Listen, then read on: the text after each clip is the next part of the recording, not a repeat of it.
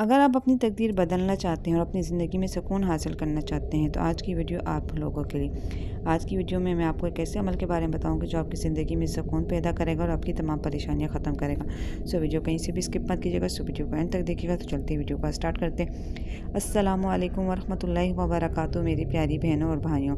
رمضان المبارک کا مہینہ اسٹارٹ ہو چکا ہے۔ یہ رمضان المبارک کا بابرکت مہینہ آپ سب کو بہت بہت مبارک ہو۔ یہ مہینہ صرف بھوکا پیاسا رہنے کا نام نہیں بلکہ اپنے دل کو اور روح کو صاف کرنے کا نام ہے اور اللہ کے قریب آنے کا مہینہ ہے۔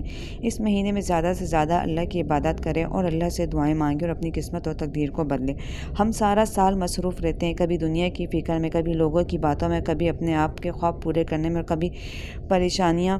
رمضان کا مہینہ ہمیں اللہ کے قریب کرتا ہے۔ آج میں آپ سے ایک ایسا عمل کے بارے میں بات کرنا چاہتی ہوں جو بہت آسان ہے لیکن اس کا اثر بہت گہرا ہے، اور وہ ہے استغفر اللہ۔ استغفار کا مطلب ہے کہ اپنے رب سے معافی مانگنا، یہ مان لینا کہ ہم سے غلطیاں ہوئیں اور ہم کمزور ہیں، ہم بھول جاتے ہیں، مگر ہمارا رب رحیم و غفور ہے۔ قرآن پاک میں اللہ فرماتا ہے کہ اپنے رب سے معافی مانگو، بے شک وہ بڑا بخشنے والا ہے اور تم پر اپنی رحمت کے دروازے کھول دے گا، تمہارے رزق میں اضافہ کرے گا، تمہیں مال اولاد دے گا اور تمہارے لیے آسان راستے کر دے گا۔ سوچیں، ایک لفظ استغفر اللہ اور اس کے بدلے کتنی رحمتیں ہیں۔ کبھی ایسا ہوتا ہے کہ دل بہت بھاری ہوتا ہے، کسی بات سے جو ہے وہ دل کو چوٹ پہنچتی ہے، یا پھر کوئی خواب پورا نہیں ہوتا، یا رشتوں میں رکاوٹیں آ جاتی ہیں، گھر کے حالات ٹھیک نہیں ہوتی، یا اولاد نافرمان ہوتی ہے، اور ایسے وقت میں انسان ٹوٹ جاتا ہے۔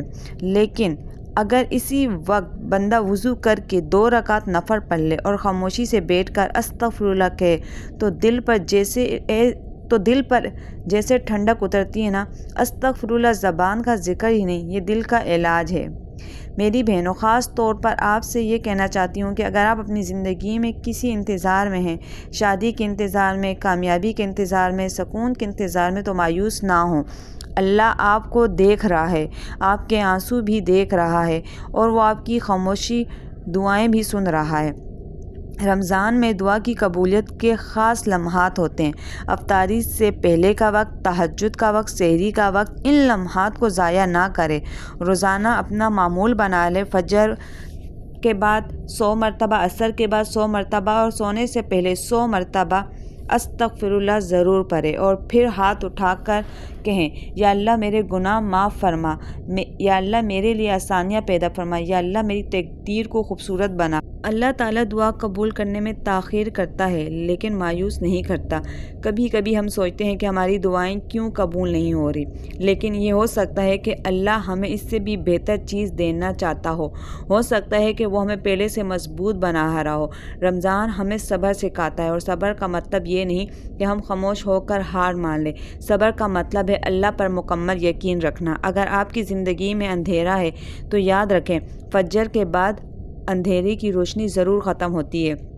استغفر اللہ تقدیر کو بدلنے کا ذریعہ بن سکتا ہے۔ حدیث میں آتا ہے کہ جو شخص کثرت سے استغفار کرتا ہے تو اللہ اس کے لیے تنگی سے نکالنے کا راستہ بنا دیتا ہے اور اسے وہاں سے رزق دیتا ہے جہاں سے وہ گمان بھی نہیں کرتا۔ تو کیوں نہ ہم اس رمضان شکایت کم اور استغفر اللہ زیادہ کریں؟ کیوں نہ ہم لوگوں سے توقعات کم اور اللہ سے امید زیادہ کریں؟ اس ویڈیو کو دیکھتے ہوئے اپنے دل میں ایک نیت کر لیں کہ میں خود کو بدلوں گی، میں اپنی زبان کو پاک رکھوں گی، میں استغفر اللہ کو اپنا معمول بنا لوں گی۔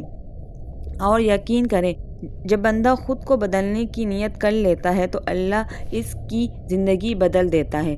اللہ ہم سب کو سچی توبہ کرنے والا بنا دے، ہمارے گناہیں معاف فرما دے، ہمارے گھروں میں سکون، ہمارے دلوں میں نور اور ہماری زندگیوں میں برکت عطا فرمائے۔ آمین ثم آمین۔ اگر آپ چاہتے ہیں کہ اس رمضان آپ کی تقدیر خیر خواہ آسانیاں آئیں، اور کمنٹس میں لکھیں، اور یا اللہ ہمیں معاف فرما دے، ہماری زندگیوں کو سنوار دیں۔ آمین۔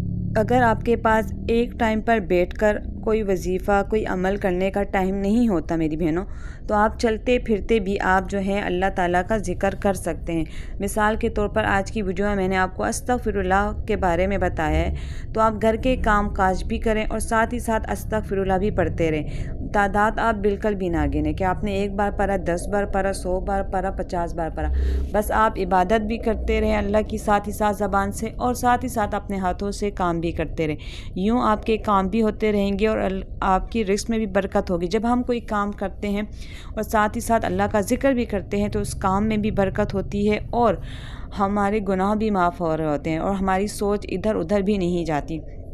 آج کل بہت سے لوگ جو ہوتے ہیں وہ انزائٹی پہ، پریشانی اور ڈپریشن میں بھی جاتے ہیں، تو ان کو بھی چاہیے کہ وہ بھی اللہ کے ذکر میں اپنے آپ کو مصروف رکھے تاکہ وہ کسی بھی ذہنی پریشانی میں، ڈپریشن میں نہ جائیں. آج کل بہت سی لڑکیاں ایسی ہیں جنہیں ذرا ذرا سی بات پہ جو ہے وہ پرابلمس ہوتی ہے، بار بار ہاتھ دھونے کی، یا کوئی ان کی چیزوں کو ہاتھ لگا لے یا وہ کسی سے ہاتھ ملا لے تو اس کے بعد ان کو ڈپریشن سا ہوتا ہے، وہ ہاتھ دھوتی ہیں. تو آپ اگر اللہ تعالیٰ کا ذکر کریں گی، اللہ تعالیٰ کی عبادت کریں گی تو آپ اس پریشانی سے، اس بیماری سے اللہ تعالیٰ آپ کو ضرور نکالے گا. تو یہ تھی میری آج کی ویڈیو جس میں میں نے آپ سب کو استغفر اللہ کے بارے میں بتایا، اور آپ لوگ ضرور کیجیے گا اس رمضان استغفر اللہ تاکہ آپ کی پریشانیاں، تکلیفیں اور بیماریاں ختم ہوں. اگر روزانہ 1000 بار بھی پڑھنا چاہے آرام سے جگہ پہ بیٹھ کر تو بھی آپ پڑھ سکتے ہیں. چلتے پھرتے بھی آپ استغفر اللہ کا ذکر کر سکتی ہیں. وضو با وضو دونوں حالات میں جو ہے آپ استغفر اللہ کا ذکر کر سکتی ہیں. کچھ بہنیں ایسی ہوتی ہیں جنہیں جو ہے وہ فیملی کو سنبھالنا ہوتا ہے تو وہ نماز جلدی میں پڑھ لیتی ہیں اور ان کے پاس اتنا ٹائم نہیں ہوتا کہ وہ جا نماز میں بیٹھے. کسی کے بچے چھوٹے ہوتے ہیں تو وہ بار بار رو رہی ہوتی ہیں، تو لہٰذا جو ہے آپ چلتے پھرتے بھی، بچوں کو فیڈ کراتے وقت، بچوں کے کپڑے دھوتے وقت، بچوں کو خیال رکھتے وقت بھی آپ پڑھ سکتی ہیں. اور اٹھتے بیٹھتے چلتے پھرتے کسی بھی ٹائم آپ استغفر اللہ پڑھتی رہیں. چلتے آپ کہیں جا رہے ہیں یا آ رہے ہیں، بھائی وغیرہ جیسے جاب پہ جاتے ہیں تو بھی راستے میں جاتے ہوئے بھی آپ استغفر اللہ کا ورد کرتے رہیں اور ساتھ ہی ساتھ اپنے لیے دعائیں بھی مانگتے رہیں. اپنے گناہوں کی معافی کے ساتھ ساتھ اپنے لیے جو مشکلات اور پریشانیوں کو ختم کرنا چاہتے ہیں تو اس کے لیے بھی دعائیں مانگیں. اللہ تعالیٰ کو آپ کے دل کا حال معلوم ہوتا ہے، لیکن اللہ تعالیٰ چاہتا ہے کہ میرا بندہ خود مجھ سے مانگے. اللہ تعالیٰ کو اس بندے کی آواز پسند ہوتی ہے تو اللہ تعالیٰ کہتا ہے کہ یہ بندہ مجھ سے بار بار مانگے تاکہ میں اس کو عطا کروں. اللہ تو ہمارے دل کا حال جانتا ہے، وہ بن مانگے بھی ہمیں تو عطا کر سکتا ہے. یہ تھی میری آج کی ویڈیو استغفر اللہ کے بارے میں. آئی ہوپ کہ آپ کو جو ہے میری ویڈیو اچھی لگی ہوگی. مجھے دیجیے اجازت. اللہ حافظ.